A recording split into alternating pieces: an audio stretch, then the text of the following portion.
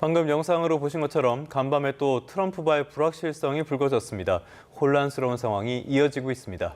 네, 경제 소식을 빠르고 친절하게 전해드리겠습니다. 스타트 경제, 오늘은 주원 현대경제연구원 실장과 함께합니다. 실장님 어서 오십시오. 네, 어서 오십시오. 실장님, 저는 멀미 날 것 같습니다. 네. 하도 오락가락해가지고. 예. 간밤에 또 캐나다와 멕시코에 대한 관세 부과 대부분 한 달 유예하겠다. 예. 캐나다와 멕시코의 눈치를 본 것 같지 않고 그 배경을 뭘로 보십니까? 하루 이틀 사이에 캐나다하고 멕시코가 뭔가를 해준 것 같지는 않고요. 네. 불법 이민 이제 마약 유입 문제가 상당히 걸려 있잖아요. 네. 뭐 하루 이틀 전에는 관세를 부과하겠다고 해놓고, 그렇죠. 예. 그리고 뭐 백악관에서 얘기하기로는 공식적으로 멕시코 대통령하고 캐나다 총리하고 전화 통화를 했다. 근데 전화 통화에서 뭐 특별한 내용이 나왔을 것 같지는 않고요. 욕설은 나왔다고 하더라고요. 예, 그러면은. 트럼프 입장에서는 뭔가 이제 그걸 핑계로, 캐나다하고 멕시코에 대해서는 자기가 원하는 바, 사실 관세 인상이 주된 목적은 아니고, 다들 아시겠지만, 그거를 통해서, 캐나다나 멕시코로부터 어떤 불법 이민, 마약 유입, 이걸 막겠다는 이제, 그런 메시지를 보낸 것 같고, 실제로 정말 그게 효과가 있을지는 좀 봐야 될 것 같은데, 예. 아무튼, 그 변덕스러움, 뭐 대부분의 언론들이 다 그렇게 표현을 하더라고요. 네. 예. 너무 조변 섞게 하는 게 아닌가, 예, 그런 표현들을 좀 많이 하고 있습니다. 네. 네. 아무래도 자국에 미칠 영향들을 많이 고려했다고 봐야겠죠. 이제 캐나다, 멕시코는 사실 미국하고 인접하고 있고, 과거에는 나프타라 해서 캐나다, 멕시코, 미국이 이제 북미 자유무역 협정으로 맺어져 있는, 어떻게 보면은 가장 중요한 교역 상대국이기 때문에 그 부분에서 관세 충돌이 일어나면 뭐 캐나다나 멕시코도 물론 피해를 많이 보겠지만 예. 미국 소비자들도 피해를 많이 보고 또 캐나다나 멕시코로 미국산 제품들이 많이 수출이 되거든요. 그래서 서로 이제 보복 관세 전쟁이 일어나면 미국 기업들도 피해를 보니까 예. 사실 극단적으로 가는 걸 트럼프가 원하는 것 같진 않아요. 최소한 두 나라에 대해서는. 예. 네, 도통 속을 알 수가 없는 게 또 철강 알루미늄 관세는 수정하지 않겠다 이렇게 밝혔거든요. 의도가 뭘까요? 일단은 트럼프의 관세 정책은 크게 두 방향인데 하나는 국가에 대한 관세, 이게 이제 캐나다, 멕시코, 뭐 중국이 있고요. 그리고 이제 말씀하셨던 철강 알루미늄, 뭐 최근에는 뭐 반도체 자동차도 얘기를 하지만 네.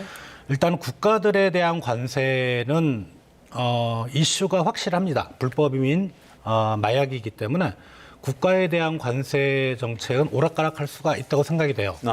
예. 그 다른 나라와 미국과의 어떤 대화 과정에서. 그러나 이제 품목 관세, 철강과 알루미늄만 딱 놓고 보면 이 철강과 알루미늄 산업은 사실 뭐 우리나라도 주력 산업이긴 하지만 미국의 입장에서는 어떻게 보면 산업혁명 이후에 상징적인 산업입니다. 그러니까 미국산 기업들이 경쟁력이 있건 없건 그런 문제가 아니고, 그렇다면은 철강과 알루미늄에 대한 관세는 뭐 연기라든가 뭐 취소라든가 이런 건 절대 없을 것 같아요. 네. 기존에 얘기했던 대로 일정대로 철강과 알루미늄에서는 이제 관세 부과를 시작할 걸로 생각이 됩니다. 알겠습니다. 그렇다면은 어떻게 보면은 우리 입장에서는 시간을 좀 벌게 됐다는 평가도 나온 것 같아요. 실장님께서는 어떻게 평가하십니까? 이제 우리가 직접적으로 미국에 수출하는 그런 품목들도 중요하긴 한데, 네. 사실 멕시코나 캐나다에 뭐 공장이 있고, 이렇게 우회적으로 미국으로 들어가는 부분이 있거든요. 만약에 이제 그 부분에서 미국의 수입 관세가 올라가면 상당히 우리 기업들이 힘든데, 다만 이제 한 달 유예이기 때문에 뭐 예. 시간을 벌었다는 표현보다는 생각할 시간을 좀 우리 기업들이, 그리고 지금 그 미국 내 현지 공장도 또 많거든요. 그래서 예. 생산을 이쪽에서 뭐 우회로 수출하는 거나 우리가 직접적으로 수출하는 거 대신 미국 내 공장의 생산 비중을 높이는 이런 생산 조정으로 좀 대응할 생각이어서 뭐 아무튼 시간은 벌어주면 우리 기업들한테는 좋긴 좋은 측면이 그렇죠. 있습니다. 예. 네. 의도가 어찌됐건 지금 일관성이 없다라는 지적은 피할 수가 없을 것 같습니다. 이거 전략이라고 봐야 될까요? 어떻게 봐야 될까요? 전략치고는 너무 많이 바뀌어서 근데 여러 가지 지금 의견들이 있긴 한데 이제 트럼프 주변의 캐빗 참모진들이 이제 장관들이 이제 후보자가 지명이 돼서 아직 의회를 통과를 안 했잖아요. 네네네. 근데 그러다 보니까 이게 어떤 정책의 일관성이라든가 이렇게 뭐 주무부처의 장관이 딱 있어야 이제 가야 되는데 이제 그런 부분의 일관성이 떨어지는 부분이 있고 또 하나는 뭐 제 개인적인 생각이지만은 트럼프 참모진들 간에 이견이 많은 것 같아요. 이 강경파가 있고 분명히 비둘기파가 있을 텐데 비둘기파는 당연히 미국 경제가 손해보는 부분을 계속 얘기할 거고 네. 이제 그런 부분이 있고 그건 이제 매파와 비둘기파에 대해서 미국의 이익단체들 주로 이제 산업협회가 되겠죠. 예. 아마 계속 로비가 갈 겁니다. 근데 그 로비의 방향이 서로 틀린 것 같아요. 예를 들어 이제 미국 내에서 뭔가 생산 활동은 하지만 수입 제품의 의존도가 높은 기업들은 관세는 안 된다. 대신 이제 바깥의 외국 기업들하고 미국 시장에서 치열하게 경쟁하는 기업들은 관세 인상이 필요하다. 이런 이견이 좀 있는 것 같고 그리고 마지막으로는 트럼프 일기 때도 우리가 이제 그런 경험을 했는데 트럼프가 제일로 중요시하는 경제 지표는 주가 지수입니다. 예, 뭔가 관세 인상이라는 강경 카드를 꺼내놓고 주가가 이제 폭락하면 지금도 그래요. 한 발 물러섭니다. 네. 이제 그런 최근에 이제 미국 주식시장이 조정 없이 계속 좀 올라간 측면이 있었잖아요. 그러니까 대부분은 약간의 좀 조정, 극단적으로는 상당폭의 조정이 필요한 국면이기 때문에 이런 주식시장에서는 조금만 자극이 와도 주가가 폭락할 수 있거든요. 그러니까 그거를 트럼프가 되게 좀 싫어하는 그런 모습을 보이고 있습니다. 뭐 자동차 관세만 해도 협회는 안 된다, 노조는 환영한다, 엇갈린 목소리들이 나오고요. 방금 말씀해 주신 것처럼 주가 지수에 신경을 많이 쓴다는 말, 이거는 굉장한 힌트가 될 것 같은데 이런 불확실성이 커지면서 간밤의 뉴욕 증시 이제 완전히 조정장에 접어든 것 같아요. 어떻게 보셨습니까? 캐나다하고 그다음에 멕시코에 대해서 또 유예를 했다는 소식은 사실 주식시장에는 호재인데 오히려 떨어졌죠. 이거는 어떤 이제 트럼프가 하도 계속 말을 바꾸니까 그게 이제 주식시장에 좋은 호재인지 악재인지 상관없이 너무 불확실하다. 주식시장에 트럼프를 못 믿겠다. 이제 그런 주식시장 참가자들의 시장에 좀 불확실성이 많이 반영되고 있다고 생각이 됩니다. 네. 마음 같아선 트럼프의 머릿속을 좀 파헤쳐보고 싶은데 그럴 수가 없으니까 저희가 또 행보를 지켜보는 수밖에 없을 것 같습니다. 통계청이 2월 소비자 물가 동향을 발표했는데요. 소비자 물가가 2달 연속 2%대를 기록하면서 안정적인 흐름을 보이는 것 같아요. 그런데 또 지금 보면 체감상 안 오르는 게 없는 것 같거든요. 어떻게 보셨어요? 2월 소비자 물가 상승률이 2.0%거든요. 한국은행의 물가 안정 목표가 2.0%니까 그 정도면 양호하다고 보이는데 물론 문제는 이제 소비자 물가에 사용되는 품목들이 엄청 많습니다. 근데 그 중에 우리가 좀 체감적으로 느끼는 품목들을 따로 모아서 이제 생활 물가 지수라고 따로 이제 산정을 하는데 그게 2.6%거든요. 이게 지금 계속 오르는 모양새입니다.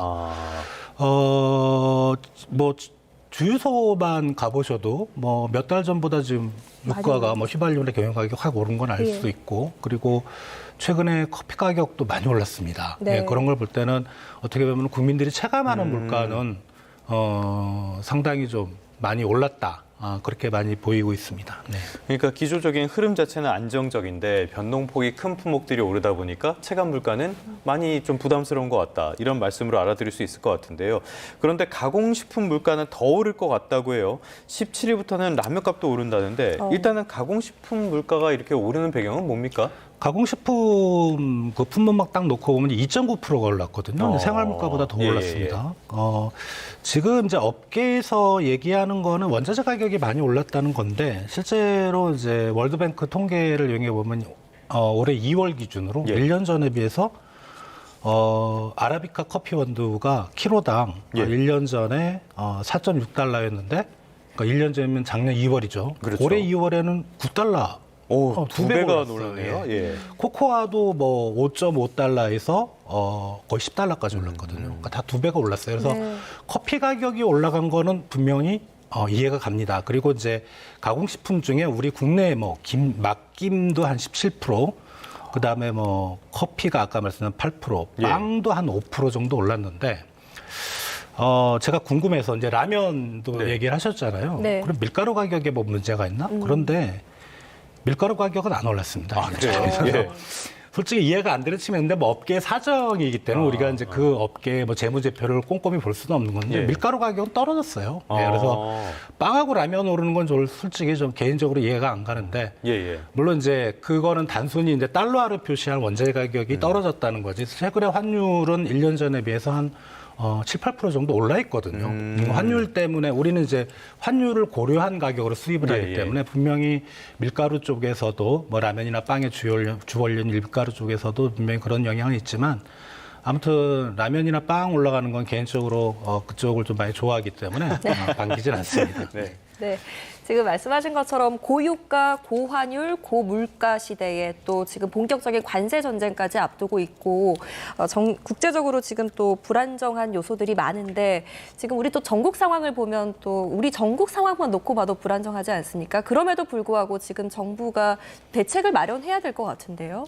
이제 정부의 최고 컨트롤 타워, 이제 우리나라 지금 대통령인데 지금 뭐 정치 상황이 뭐 어쩔 수가 없잖아요. 근데 지금 사실 개인적으로는 지금 뭐 우리 그 통상교섭본부장이나 그다음 안덕근 산업부 장관이 미국으로 넘어가서 예. 많은 노력을 좀 하고 있고 그러면 정상끼리 회담한 그런 것들이 뭐 지금 유효하냐? 지금 캐나다 멕시코 상황 보면 그렇지도 않거든요. 예.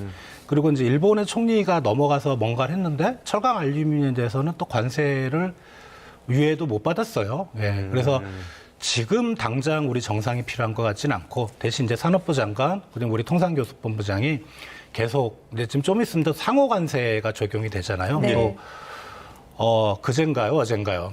그 미국하고 우리나라의 관세 차이가 4배라는 어제인 것 같습니다. 열심히 찾아봤는데 전혀 근거가 없습니다. 그래서 그런 그제 오전 11시 우리 시간으로 예, 그때 그래서 나왔죠. 예. 오해를 불식시키는 이제 그런 노력들을 많이 하고 있어서 그게 좀 큰 지금 예. 우리 통상 관료들이 열심히 노력하고 있기 때문에 큰 문제는 없을 것 같고 다만 이제 물가 쪽에서는 지금 뭐 긴급적으로 좀 할당가세, 수입 할당가세를 좀 낮추는 그런 예. 정책들을 가지고 있거든요. 그래서 많이 올라가는 품목들에 대해서는 우리 정부가 좀 세세히 좀 살펴서 그런 물가 안정에 대한 노력을 좀 해야 될 거로 생각이 됩니다. 대외적인 것들은 그렇게 노력을 한다고 이야기를 하고요. 근데 내부적으로 농산물 가격이 오르내리거나 이런 것들은 마땅한 대책이 없는 거 아닙니까? 지금 뭐 작년도 아시겠고 지금 올 초 겨울 보시면은 유난히 좀 기후 변동이 심하잖아요. 예. 예. 그래서 뭐 우리 그 농산물 같은 경우가 특히 뭐 최근에 피쉬 인플레이션, 뭐 인플레이션 네. 앞에 많이 갖다 붙입니다. 그래서 맞아요, 그래서 요즘에. 그러니까 수산물 가격이 예. 좀 많이 올랐던 게 있는데 그런 거는 사실 어쩔 수 없는 거고요. 다만 이제 외국에서 수입하는 그 품목들을 우리 정부가 좀 살펴봐서 대체할 수 있다면 그런 거를 좀 많이 수입을 해주면 예. 그리고 관세를 낮춰주면 물가 안정에 좀 도움이 될 수 있을 것 같고 근데 그래도 사실은 우리 국민들의 그 취향이라고 할까요? 기존의 국산 어떤 품목을 먹는데 그걸 대체를 한다고 잘 안 사더라고요. 뭐 네. 사과 먹다가 파파야 먹으라 그러면 예, 그러니까 이제 그런 부분에 대해서는 정부가 할 수 있는 만큼 저게 봄 넘어가고 초여름 되면 좀 괜찮아지거든요. 그때까지만 좀 정부가 물가 안정 노력을 하면 될 것 같습니다. 네, 알겠습니다. 마지막으로 이 주제 한번 짚어보겠습니다. 지금 기업 회생 절차 밟고 있는 홈플러스 사태인데요. 많은 분들이 지금 팀F 사태를 떠올리시는 것 같아요. 제휴사들은 홈플러스 상품권 받지 않기 시작했고 협력업체들도 납품을 중단하는 곳이 잇따르고 있다고 하거든요. 지금 어떻게 보고 계세요? 지금 가장 중요한 거는 이제 MBK하고 홈플러스가 시장이 신뢰를 받아야 된다는 건데 일단은 기존에 가지고 있는 채무는 이제 법원의 손에 넘어갔기 때문에 그건 그거대로 하고 지금 중요한 거는 상거래 채권이라고 그러죠. 그러니까 납품업체들이 물품을 공급을 하고 그 대금을 받는 거 이 부분에 대해서는 확실한 좀 보장이 들어가야 될 것 같아요. 만약 그게 무너진다면 지금 주요 대기업들 제품들이 홈플러스로 가는 게 지금 막혔잖아요. 네. 그게 점점점 막히고 그러면 일단은 거기서 홈플러스 자체가 살아갈 수가 없는 거예요. 팔 물건이 없는데 어떻게 살아가겠습니까? 그 부분 상거래 채권이라 그러는데 그 부분에 대해서 홈플러스와 MBK 쪽에서 좀 확실한 보장. 지금 할 수 있는 건 한 달 정도 뭐 그 지금까지 납품한 거에 대해서는 대금을 확실히 지급하겠다고 하지만 그 이유에 대해서는 지금 상당히 불안하거든요. 그래서 대기업들이 미리 빠지는 것 같아요. 이럴 경우에 이제 탈출하는 순서는 진흥순이라고 하거든요. 네, 예. 그러니까 이게 대기업들은 그나마 버틸 여력이 있는데 중소업체들, 납품하는 업체들은 만약에 말씀하셨던 UMF 사태가 다시 재발된다면 우리나라 유통시장에 상당한 충격을 줄 수가 있습니다. 말씀하신 것처럼 지금 홈플러스 쪽에 대해 우려가 커지다 보니까 홈플러스는 일단 상거래 채권이라든지 다음 주까지 전부 갚을 계획이라고 설명을 하고 있거든요. 전망은 아직은 좀 이르긴 하지만 실장님은 어떻게 보십니까?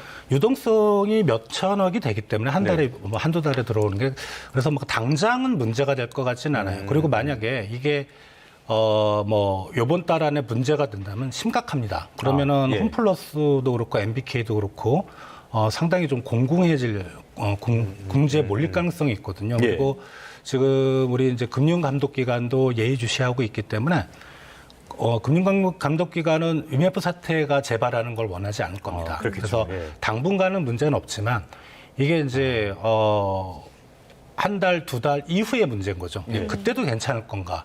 이제 그때까지 버틸 수 있을 건가? 이제 그런 부분을 좀 봐야 될 것 같습니다. 네, 지금 노조도 강력 대응을 시사하고 나섰습니다. 구조조정 가능성은 어떻게 보세요? 구조조정 가능성은 좀 개인적으로 크다고 봐요. 일단은 채무도 많고, 예. 그리고 뭐 흑자전을 했다고는 하지만은 뭐 이자 비용까지 고려하면은 상당히 그 돈이 많이 들어가는 부분이거든요. 결국은 그 홈플러스의 영업점들을 뭐 매각을 하든 매각 후에 다시 임대를 하든 그런 과정이 있어야 될 거고 그런 부분에서는 인력 구조 정도 같이 들어갈 수밖에 없다고 생각이 됩니다. 근데 이번 사태를 거치면서요, 이 MBK 파트너스 사모펀드지 않습니까? 사모펀드에 대한 여론 같은 것들도 많이 부정적이 돼가는 것 같아요. 실장님께서는 어떻게 보십니까? 사모펀드 저는 개인적으로 이제 좀 사모펀드에서 부정적인 게 과거 론스타가 그렇죠. 외환은행했을 때 이게 먹튀라 그러죠. 한 9년 만에 몇 조 원 차익만 남기고 넘어갔잖아요. 도망갔잖아요. 그러면서 많은 또 구조조정을 했었습니다. 그래서 모든 사모펀드가 그러진 않겠지만 예. 일단 사모펀드의 기본적인 속성은 차익을 남기는 거거든요. 네. 어떤 그 기업의 경쟁력을 높이는 것보단 그래서 사모펀드에 대해서 시장의 생각은 앞으로 좀 상당히 또 부정적인 방향으로 바뀌지 않을까 생각이 됩니다. 네, 알겠습니다. 오늘 경제 이슈는 여기서 마무리하도록 하겠습니다. 지금까지 주원 현대경제연구원 실장과 함께했습니다. 잘 들었습니다. 고맙습니다.